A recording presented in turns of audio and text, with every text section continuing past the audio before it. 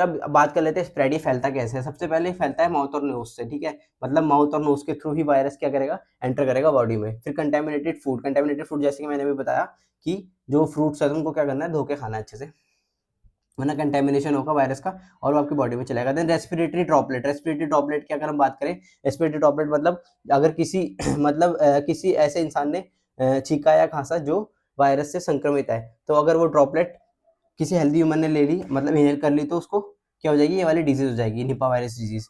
Then body fluid से भी जा सकता है। बॉडी फ्लूइड फॉर एग्जांपल जैसे कि ब्लड हो गया, यूरिन हो गया, इनसे इनके थ्रू भी क्या कर सकता है, वायरस फैल सकता है। देन प्राइमरी रेप्लिकेशन जो होता है, इसका कहाँ पे होता है प्राइमरी रेप्लिकेशन, सबसे पहले मैंने बताया कि ये खांसे, माउथ और नोज से रेस्पिरेटरी ट्रैक्ट में जाता है। तो रेस्पिरेटरी ट्रैक्ट में सबसे पहले इसका क्या होता है, रेप्लिकेशन होता है, एपिथेलियम में करता है, रेस्पिरेटरी एपिथेलियम मतलब जो हमारा रेस्पिरेटरी ट्रैक्ट है उसकी जो बाहर वाली लेयर है उसके एपिथेलियम में ये क्या करता है, वायरस एप्लीकेट करता है। मतलब एक वायरस डिवाइड होकर बहुत सारे वायरस बन जाते हैं, ठीक है। ये एक वायरस डिवाइड होकर क्या करेगा, मल्टीपल वायरसेस बना देगा,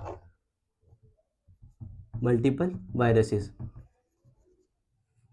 फिर ये क्या कर सकता है, लंग्स से उसके बाद कहाँ जा सकता है, सीधा ब्लड वेसल में जाएगा। ब्लड वेसल में कैसे जाएगा, क्योंकि एल्वोलाई होते हैं लंग्स में, क्या होता है, एल्वोलाई होते हैं। एल्वोलाई के बाद क्या होती है वहाँ पे, वो होती है ब्लड वेसल्स होती है। ब्लड वेसल से क्या करेगा, ये सीधा कहाँ चले जाएगा, ब्लड स्ट्रीम में चले जाएगा। ब्लड स्ट्रीम से फिर ब्रेन, लंग्स, किडनी, हार्ट, इन ऑर्गन्स में चले जाएगा। अभी एक बार ब्रेन में पहुंच गया तो इसमें क्या होती है, क्या कहते हैं, मेन कॉज होती है डेथ की, ठीक है। ब्रेन में अगर पहुंच गया तो ये क्या होता है, मेन कॉज होता है डेथ का, क्योंकि ब्रेन में पहुंचते ही क्या कर देता है, एंसेफेलाइटिस कर देगा, एक्यूट एंसेफेलाइटिस मतलब ब्रेन की इन्फ्लेमेशन कर देगा।